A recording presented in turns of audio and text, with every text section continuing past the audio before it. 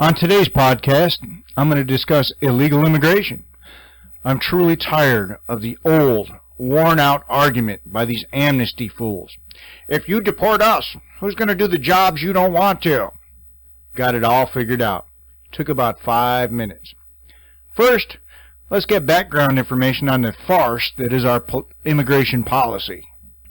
Many of us have been ringing alarms over the orchestrated invasion swarming over our borders and those being flown in as refugees for a very long time. It is a concerted effort to terraform the U.S. into an entirely different religious, racial, cultural, and voting demographic. Barack Obama has succeeded in erasing our borders, destroying our sovereignty, and staging a bloodless, soft coup in the United States. Tom Tancredo is right. This is an issue that is front and center for America and will decide if we even survive as a nation. The media has been complicit in silencing those who are trying to warn the nation about the demise of their country through the actions of a Marxist minority. Yes, 38% of all murders in 5 states are committed by illegal aliens. You notice I didn't say undocumented immigrants. 90% of inmates who are immigrants are illegal immigrants. The additional dirty little secret here is that many of them are also come from Islamic nations and have been planted here. It's not just Mexico and South America anymore. We not only have cartels, gangs, and stone-cold killers coming across our borders and getting free flights to the most conservative areas in the nation, we have terrorists coming in the same way.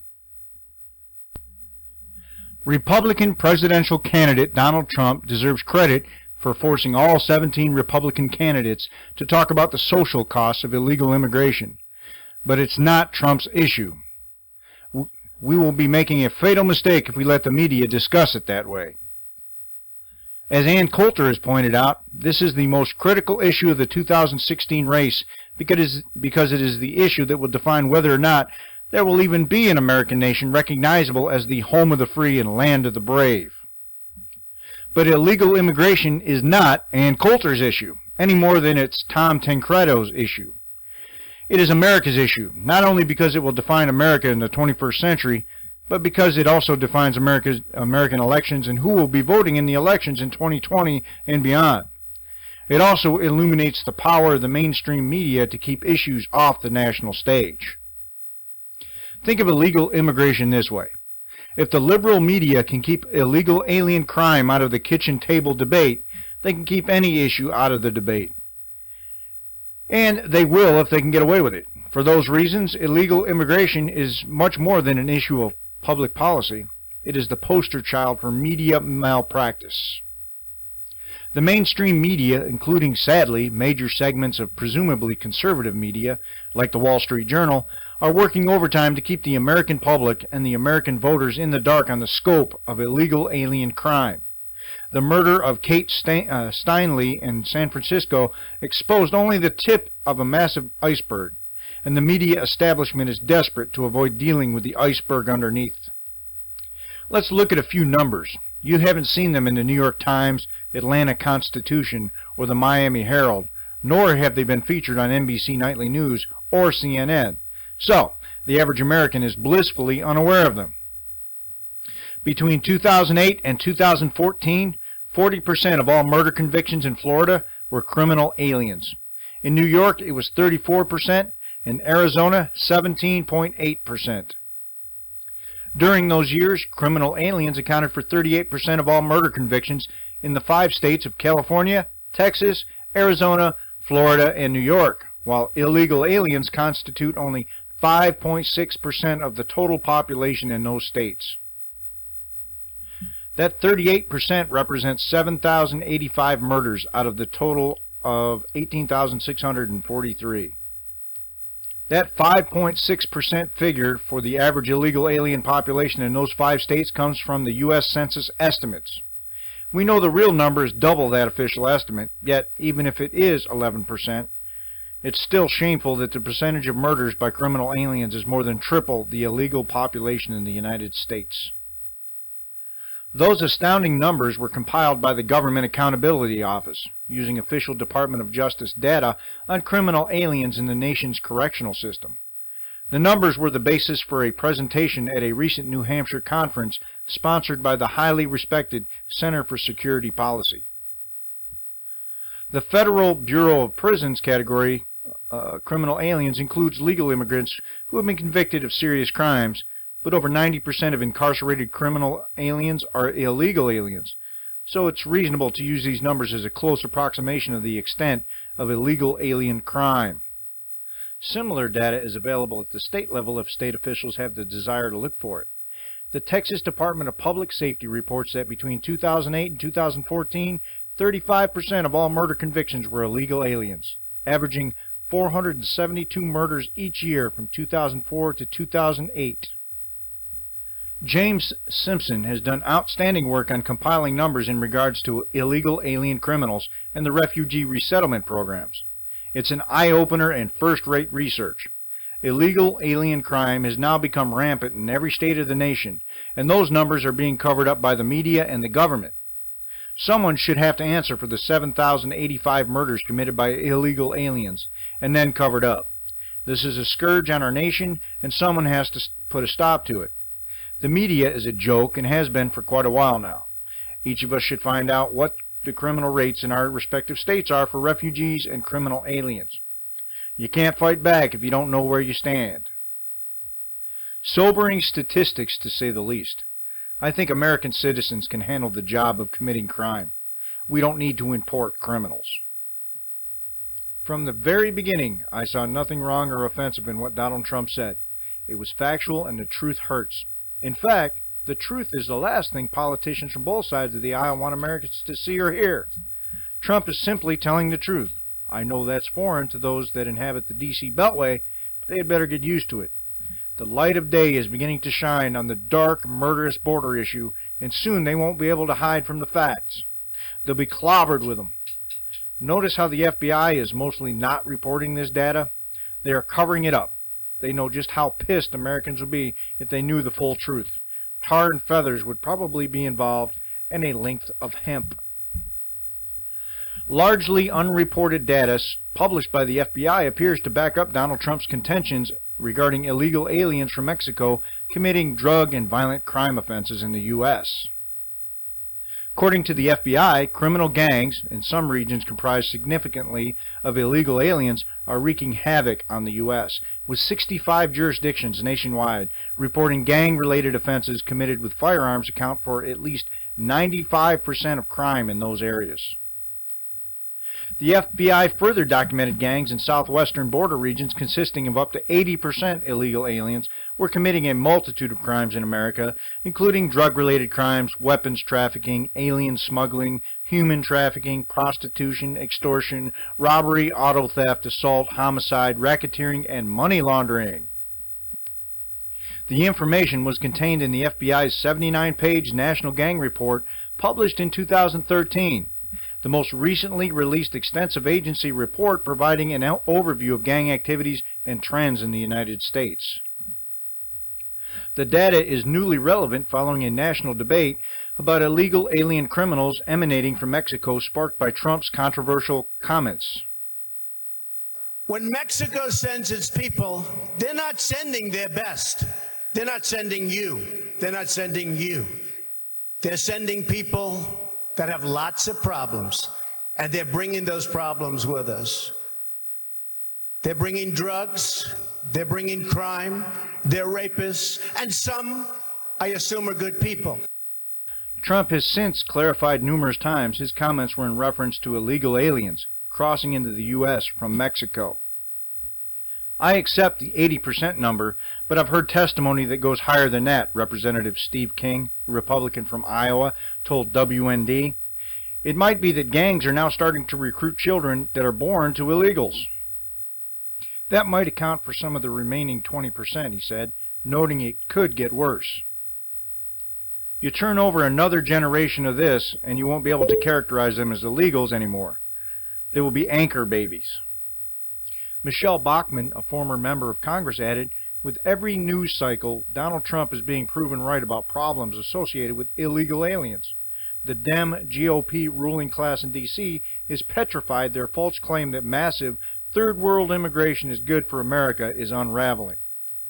The ruling class should be worried, and their handmaidens in the media, because the American people are sick of watching our glorious nation be destroyed, and they are longing for a true champion to fight for American greatness and sovereignty. She said, Trump just might pull this off. The FBI's latest national gang report extensively documents criminal gangs, some comprised in large part of illegal aliens, are indeed importing drugs and committing a high percentage of violent crimes throughout the U.S. One section of the 79-page report details gangs in the U.S. border. It documents gangs, especially national-level Hispanic gangs such as MS-13, the MA, Serranos, and TB, continue to pose a significant threat to the southwest border region. The report reveals that in many cases gang members who commit criminal activity in the region are not U.S. citizens nor lawful permanent residents. Just how many gang members are inside the U.S.? The 2013 report refused to provide numbers, citing inconclusive reporting and lack of confidence in estimates.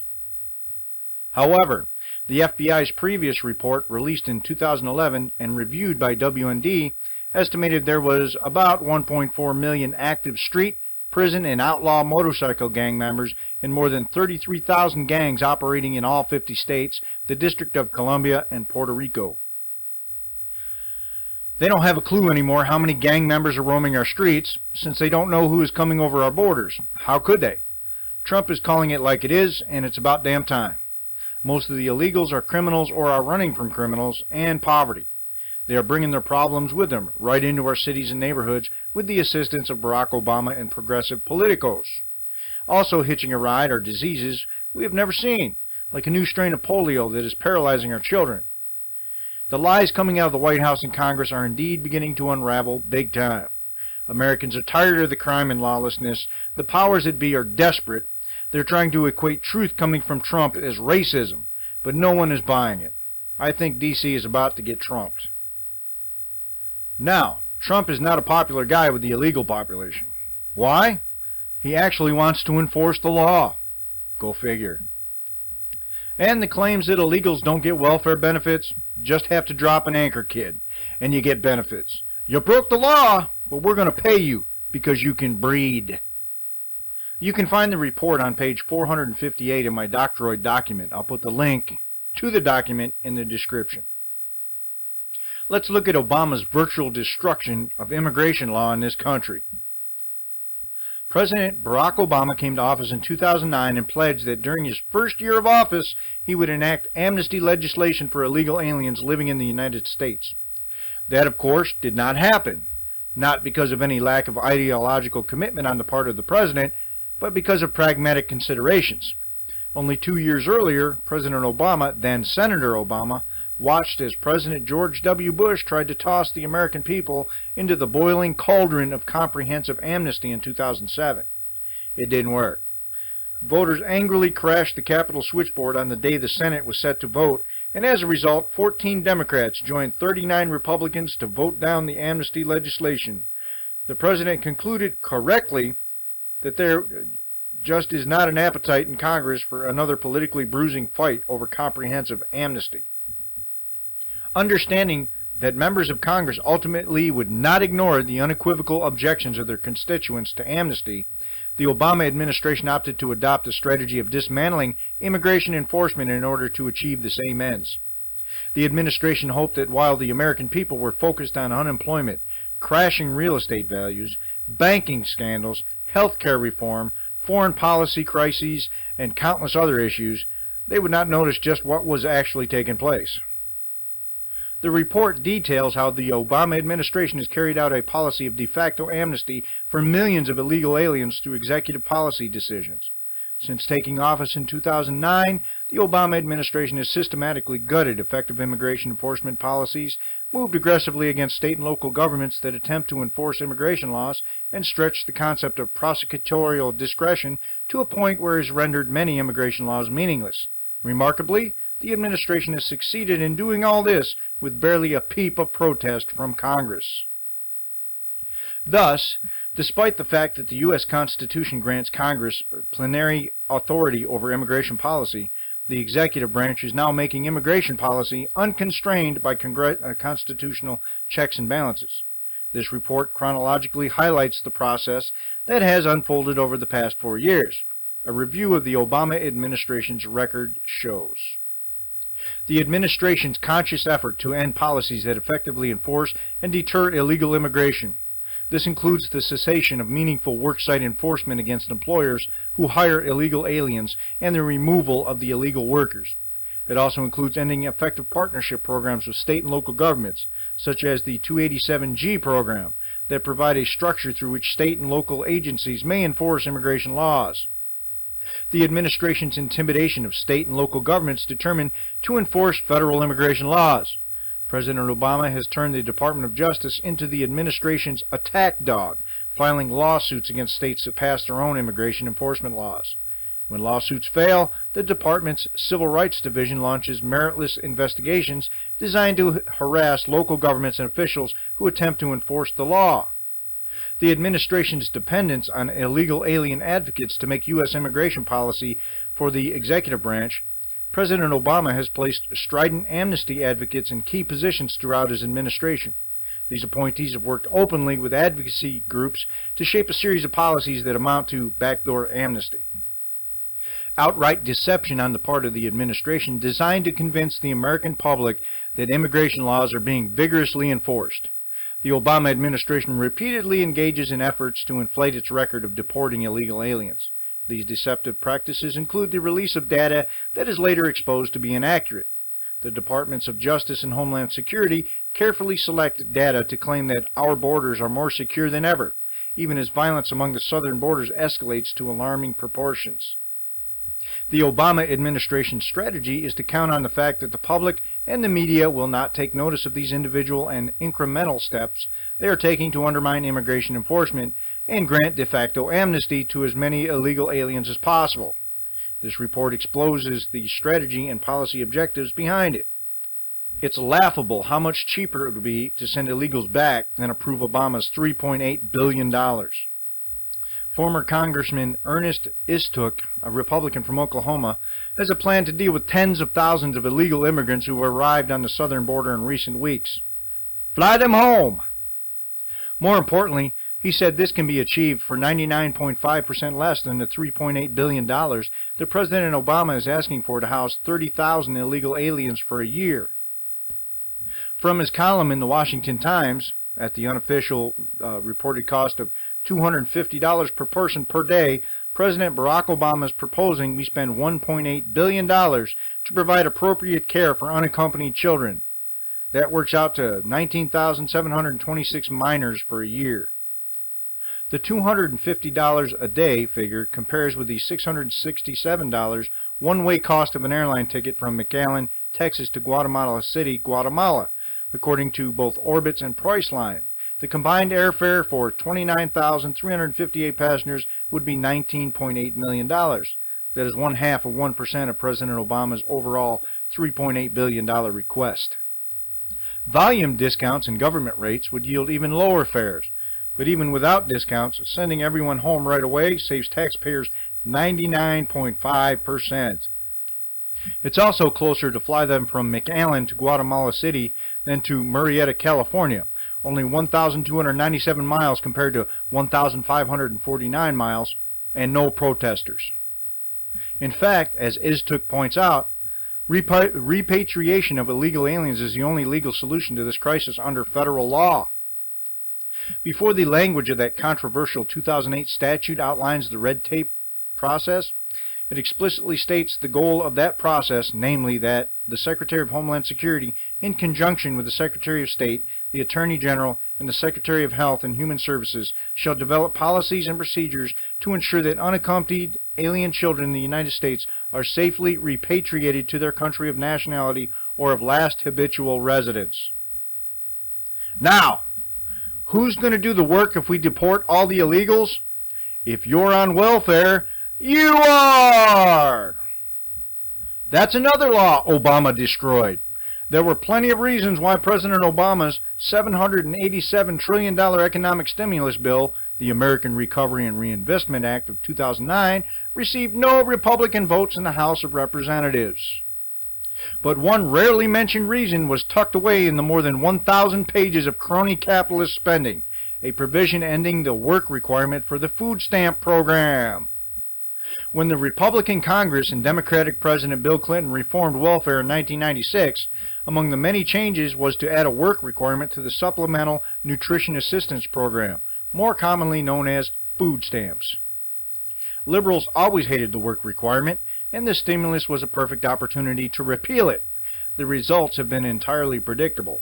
A 2012 Congressional Research Service report found that the number of able-bodied American adults on food stamps has more than doubled, from 1.9 million in 2008 to 3.9 million in 2010. Obama-Biden Transition Project Chairman John Podesta introduced the report, writing that in the aftermath of this month's midterm congressional elections, pundits and politicians across the ideological spectrum are focusing on how difficult it will be for the President Barack Obama to advance his policy priorities through Congress.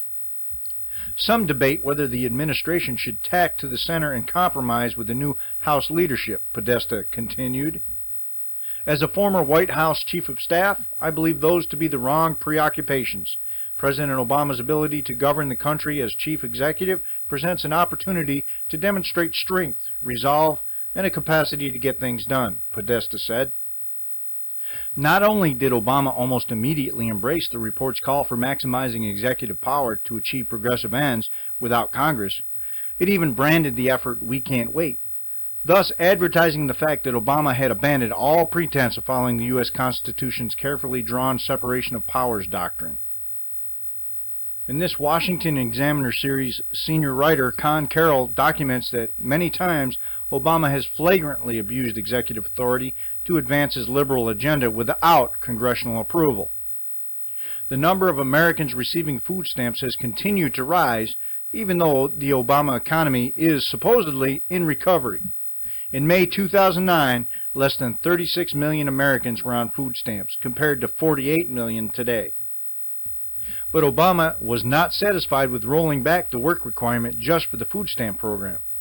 On July 12, 2012, the Department of Health and Human Services issued an information memorandum inviting states to apply for waivers to the Temporary Assistance for Needy Families program. Buried in that memo was a single paragraph functionally gutting the federal welfare system's overall work requirement. The old Aid to Families with Dependent Children program also had nominal work requirements, but thanks to pages and pages of loopholes in the statute, any governor could use those loopholes to evade the work requirement.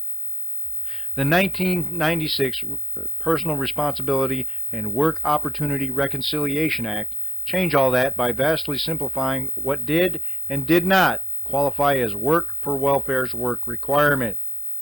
It also set strict new work participation rates for states that, if not met, would lead to reduced federal funding. It was these strict new welfare to work requirements that the left always hated. Congressional Republicans mistrusted President Clinton on the issue, and they knew future Democratic presidents would try to water down the welfare work requirements. So they put the definition of work activities for determining welfare eligibility in a separate section of the bill, Section 407, and explicitly said that Section 407 could not be waived. But that is exactly what the Obama welfare memo did. It claimed that Section 1115 of the Welfare Reform Law, a section granting the HHS Secretary the power to grant waivers for state demonstration projects, also empowered waiving Section 407. Notably absent from Section 1115's list of sections of the Welfare Reform Law that the HHS Secretary may waive is Section 407. Since Section 407 was killed, states were free to redefine work under the welfare law. In the past, states have successfully labeled such activities as personal journaling, motivational reading, and weightless promotion as work, thus allowing them to receive full federal funding without actually getting anyone off welfare and into a job. If the Obama welfare memo stands, the 1996 Welfare Reform Law will have been repealed by executive fiat. 50 years after the war on poverty was first waged, there are signs a new offensive is needed. Newly released census data reveals nearly 110 million Americans, more than one-third of the country, are receiving government assistance of some kind. The number counts people receiving what are known as means-tested federal benefits or subsidies based on income. This includes welfare programs ranging from food stamps to subsidized housing to the program most commonly referred to as welfare, temporary assistance for needy families. At the end of 2012, according to the stats, 51.5 million were on food stamps, while 83 million were collecting Medicaid, with some benefiting from multiple programs. Though the programs were created to help those in need, some analysts worry that the way they're designed is increasingly incentivizing people not to work. They note that when recipients combine several government assistance programs, in many cases they pay better than going to work. The Cato Institute's Michael Tanner said that in the 8 most generous states, the benefits can be tantamount to a $20 minimum wage, which would exceed the $7.25 minimum wage in most states. So in many cases, people could actually do better on welfare than they could in an entry-level job, Tanner said. Supporters say the safety net is necessary to keep Americans from living in dire conditions. As for concerns that these benefits pay better than working, they argue the solution is to raise the minimum wage to $10.10 an hour. I think a lot of people would do the jobs when they pay a living wage, said Melissa Botich from the Center for American Progress. In addition, there's growing jobs in healthcare and information technology and energy. There's a lot of places where, if able to make investments, we can really grow our economy in those sectors. As millions still rely on government assistance programs, technology and automation have eliminated jobs many Americans used to do with a high school diploma. The challenge for policymakers is helping the economy adjust.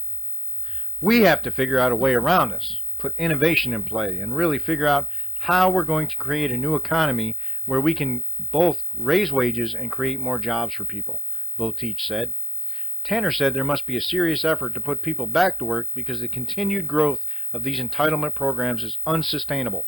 The number of people in such benefits is up slightly from 2011. A new report by the Nonpartisan Congressional Research Service finds that the largest federal budget item is spending on welfare programs. To support the 83 programs that CRS identified as welfare programs, the federal government spends $745.84 billion. That dollar amount exceeds the $725 billion spent by the federal government on Social Security, $480 billion on Medicare, and $540 billion on non-war defense. In all, the U.S. government, including federal and state governments, spends in excess of $1 trillion on welfare.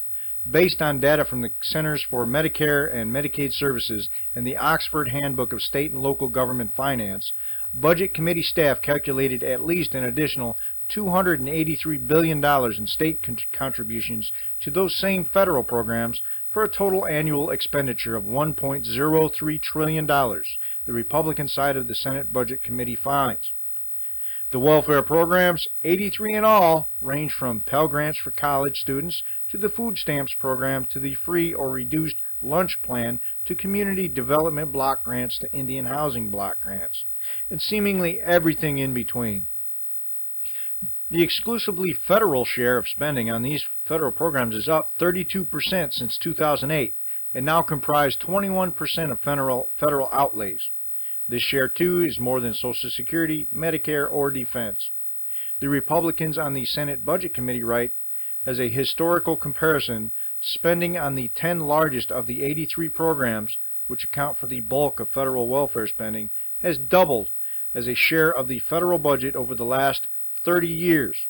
In inflation-adjusted dollars, the amount expended on these 10 programs has increased by 378% over that time. Do you think there could be a correlation between the work requirement and the number of people on welfare and the increase in spending? See that? I solved 2 problems with 1 stone. Hell, you could even have some of the welfare recipients be baggage handlers for the deportees. If you're a legal immigrant, you should be fuming. All the time and money you spent, they just walked across the border. Outstanding!